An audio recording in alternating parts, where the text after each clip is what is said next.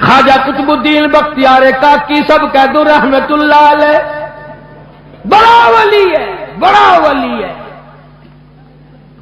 آخری وقت آیا،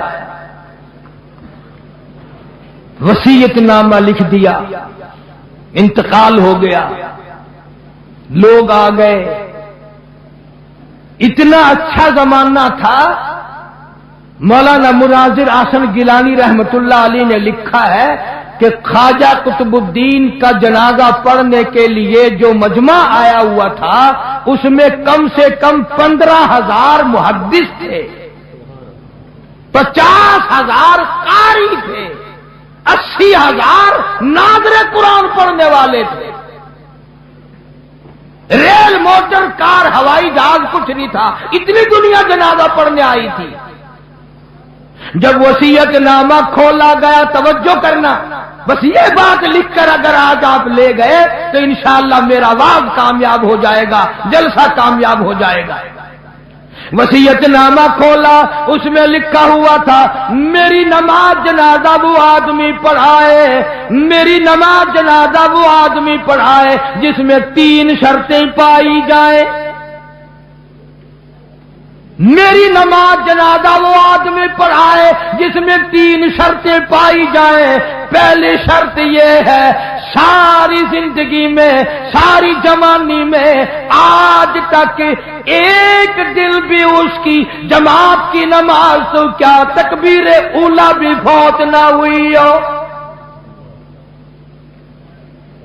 ایسا آدمی میرا جنازہ پڑھائے جس نے جب سے ہوش و حواس سنبھالا ساری زندگی میں اس کی نماز نہیں، جماعت نہ گئی۔ پہلی شرط تو یہ، اور دوسری شرط یہ ہے میری نماز جنازہ وہ آدمی پڑھائے جس کی ساری زندگی میں کبھی تہجد کی نماز قضا نہ ہوئی ہو۔ تیسری شرط یہ ہے میری نماز جنازہ وہ آدمی پڑھائے جس کی ساری عمر میں، ساری زندگی میں، بیماری میں، سفر میں، تندرستی میں، کاروبار میں، کسی حال میں بھی اس کی نگاہ غیر عورت پہ کبھی نہ پڑی ہو، غیر محرم عورت پہ اس کی کبھی نہ نظر پڑی۔ اب یہ تینوں شرطیں بڑی سخت، وصیت نامہ پڑھ کر سنا دیا گیا، کوئی آگے آنے کو تیار نہ ہوا، نہ محدثین میں سے، نہ مفتیوں میں سے، نہ قاریوں میں سے، نہ عالموں میں سے، نہ حافظوں میں سے، کوئی آگے آنے کو تیار نہیں۔ کیوں؟ سب کو یاد تھا بھی جماعت بھی کبھی نہ کبھی نکل جاتی ہے، تہجد بھی رہ جاتی ہے، اور دوستو سچائی کا زمانہ تھا اس لیے کوئی آگے نہ آیا۔ اگر آج کوئی یہ وصیت نامہ لکھ کر رکھے گا انشاءاللہ بغیر جنازے کے تشریف لے جانا پڑے گا۔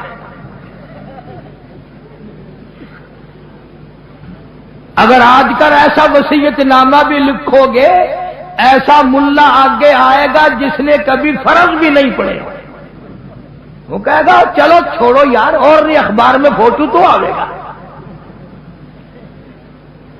تینوں شرطیں بڑی سخت، خواجہ قطب الدین بختیار کاکی رحمت اللہ علیہ کی لکھی ہوئی شرطیں۔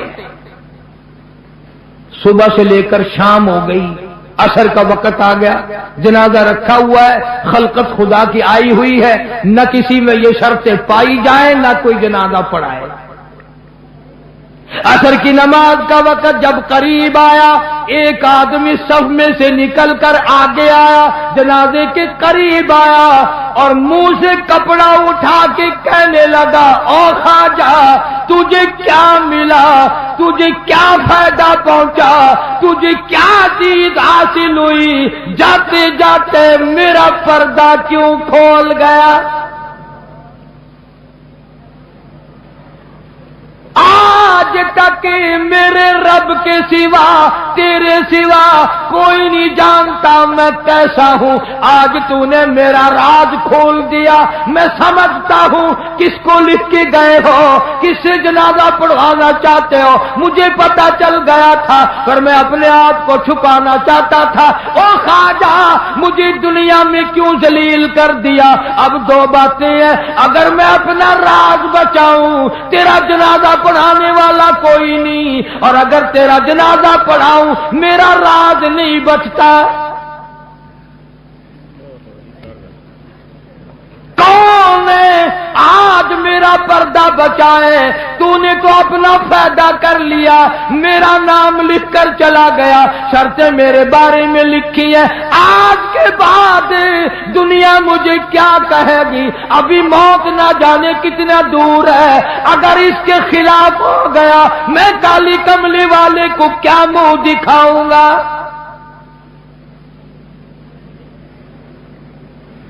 صفے بنوائی, جنازہ پڑھا دیا. اور پشاور کے لوگوں, تم میں لکھے پڑے لوگ بھی ہوں گے, میں تاریخ کی طرف سے ذمہ داری سے کہتا ہوں کسی نے اعتراض نہیں کیا کہ تیرے اندر یہ شرطیں نہیں پائی جاتی. اب جس نے جنازہ پڑھایا تم یہ سوچ رہے ہوگے کہ پتہ نہیں کس خانقاہ کا ولی ہوگا, کون مفتی ہوگا, کتنا بڑا پیر ہوگا, کتنا بڑا بزرگ ہوگا, خدا جانے پہاڑوں میں رہتا ہوگا. نہیں, اسی وقت میں جب یہ خواجہ کا انتقال ہوا ہے, فوت ہوئے ہیں, اسی وقت کا حکمراں دلی کے تخت پہ بادشاہ کرنے والا خواجہ شمس الدین التمش تھا. کبھی بادشاہ ایسے ہوا کرتے تھے کہ ان کی جماعت کی نماز نہ جاتی تھی, کبھی تہجد قضا نہیں ہوتی تھی, کبھی غیر عورت پہ اس کی نگاہ نہیں پڑتی تھی. آج غریبوں, مزدوروں اور ملازموں تم سارا دن بدنیتی سے 100 عورتوں کو تاڑتے ہو, اور مرتے وقت تمہیں کیا ملے گا؟